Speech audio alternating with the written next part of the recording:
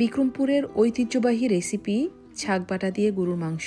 এই রেসিপিটা আগে কেন ট্রাই করলাম না, তার জন্য এখন আফসোসের সীমা নেই। আমি সব অঞ্চলের রান্নায় এক্সপেরিমেন্ট করতে খুব ভালোবাসি, তবে এই এক্সপেরিমেন্টটা বেস্ট ছিল। এত বেশি মজা হয় এই গরুর মাংস। চলুন রেসিপিটি দেখে আসি। এখানে আমি 2.5 কেজির মতো গরুর মাংস নিয়েছি। তেল, চর্বি, হাড় সব সহ। আপনারা মাটন বা খাসির মাংস নিতে পারেন। দিয়ে দিলাম প্রায় 1.5 কাপের মতো মোটা মোটা করে কাটা পেঁয়াজ, প্রায় 1.5 টেবিল চামচের মতো রসুন বাটা, 2 টেবিল চামচের মতো আদা বাটা। পেঁয়াজ আর রসুন পরে আরও ব্যবহার করা হবে, তাই কিছুটা কম দিয়েছি। দিয়ে দিচ্ছি পরিমাণ মতো লবণ, প্রায় 2 টেবিল চামচ লবণ। লাল ঝালমরিচের গুঁড়ো দিয়ে দিচ্ছি প্রায় 2 টেবিল চামচের মতো। হলুদ গুঁড়া দিচ্ছি 1 টেবিল চামচ দিয়ে আরেকটু, আর ধনে গুঁড়া দিচ্ছি প্রায় 1.5 টেবিল চামচের মতো। আর 4-5 রকমের যে গরম মশলাগুলো, তেজপাতা, এলাচ, দারুচিনি, লং সব কিছু দিয়ে দিচ্ছি 4-5টা করে। আমি এখানে সরিষার তেল আর সয়াবিন তেল দুটা মিলিয়েই দিব। আর এখানে আমি তেল দিয়েছি প্রায় 1/2 কাপের মতো, যেহেতু পরে আরেকটু তেল ব্যবহার করা হবে। এখন সব কিছুকে খুব ভালো করে মেখে নিতে হবে। একদম প্রপারলি মাখা হয়ে গেলে খুব সামান্য একটু পানি, অর্থাৎ হাত ধোয়া পানি যেটাকে বলে আমাদের মায়েরা, সেরকম করে হাত ধোয়া পানি দিয়ে সব কিছু আবার ভালো করে মিশিয়ে নিয়ে চুলায় বসিয়ে দিব হাই হিটে। মাংস রান্নার নিয়ম হলো প্রথমে হাই হিটে একদম 15 মিনিট রান্না করে নিতে হবে ঢেকে। যখন ভালো করে মাংসটা ফুটে উঠবে, তখন চুলার আঁচটাকে মাঝারি করে দিয়ে মাঝে মাঝে নেড়ে দিতে হবে। আর অবশ্যই ঢেকে রান্না করে নিতে হবে একদম মাংসটা 80% সিদ্ধ হওয়া পর্যন্ত। এখন সেই বিশেষ মশলাটা তৈরি করে নিয়েছি, যাকে বলা হয় বিক্রমপুরের ছাগ বাটা বা পুরানি বাটা।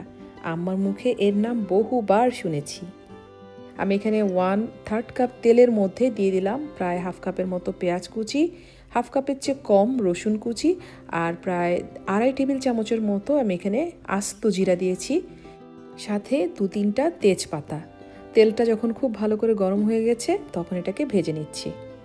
চুলার আঁচ একেবারেই না বাড়িয়ে অল্প আঁচে এটাকে নেড়েচেড়ে ভেজে নিতে হবে। লালচে ব্রাউন করে, কিছুতেই যেন কালো না হয়ে যায় সেদিকে লক্ষ্য রাখতে হবে, অর্থাৎ পুড়ে গেলে কিন্তু ফ্লেভারটা নষ্ট হয়ে যাবে।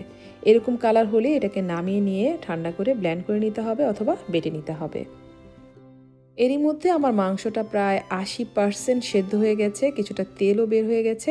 আমি যেহেতু কিছু আলু অ্যাড করব, আপনারা আলু নাও দিতে পারেন। এখানে কিছুটা আলু দিয়ে মাংসটাকে আরও কিছুক্ষণ কষিয়ে নিব, অর্থাৎ আলুর মধ্যে মশলাটাকে ভালো করে ভেজে নিয়ে পরিমাণ মতো পানি দিয়ে দিব। মাখা মাখা করতে চাইলে অল্প পানি দিবেন, আর একটু ঝোলঝোল করতে চাইলে একটু বেশি পানি দিবেন। ফুটন্ত গরম পানি অবশ্যই দিতে হবে এই পর্যায়ে। দিয়ে এটাকে ভালো করে মাংসটাকে নেড়ে চেড়ে মিশিয়ে নিয়ে আবার ঢেকে দিব। আবারও হাই হিটে ওয়েট করে নিব প্রায় 5 থেকে 7 মিনিটের মতো। প্রায় 7-8 মিনিটের মতো হাই হিটে রান্না করে নেওয়ার পর এখন হবে সেই আসল ম্যাজিক। আমি যেই পুরানি বাটাটা বেটে নিয়েছি বা ব্লেন্ড করে নিয়েছি, আপনাদের দেখে দিচ্ছি এরকম 1 বাটি হয়েছে। এখন কতটুকু দিবেন সেটা আপনারা মাংসের উপর নির্ভর করে দিবেন। আমি এখানে হাফ দিয়ে দিচ্ছি, প্রায় 2.5 কেজি মাংসের জন্য ধরে নেন 4 টেবিল চামচের মতো আমি এখানে দিয়ে দিলাম। বাকিটা রেখে দিব, পরবর্তীতে মুরগির মাংস অথবা মাছ তরকারিতেও এটা দেয়া যায় শুনেছি। এই মশলার মিশ্রণটা দিলেই কিন্তু মাংসের চেহারা একদম চেঞ্জ হয়ে যাবে। এই সময় লবণটা চেক করে নিয়ে আবারও ঢেকে হাই হিটে কুক করে নিব প্রায় 7-8 মিনিটের মতো।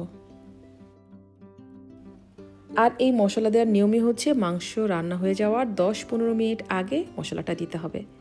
দেখে নিশ্চয়ই বুঝতে পারছেন মাংসের লুকটাই কিন্তু পুরো চেঞ্জ হয়ে গেছে। আর টেস্টের কথা কি বলবো, অসাধারণ অসাধারণ, অদ্ভুত একটা সুন্দর গন্ধ আসছিল মাংসটা থেকে।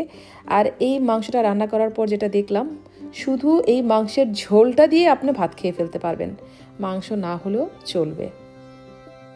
আমার কোনো বিক্রমপুরের ভিউয়ার্স থেকে থাকলে বিষয়টাকে ক্ষমাসুন্দর দৃষ্টিতে দেখে অবশ্যই জানাবেন আমার কোথাও ভুল ছিল কিনা। আর যারা এখনও এই রেসিপিটা ট্রাই করেননি, আমাকে ট্রাস্ট করে একবার ট্রাই করুন। ও মাই গড, অসাধারণ অসাধারণ। আল্লাহ হাফেজ।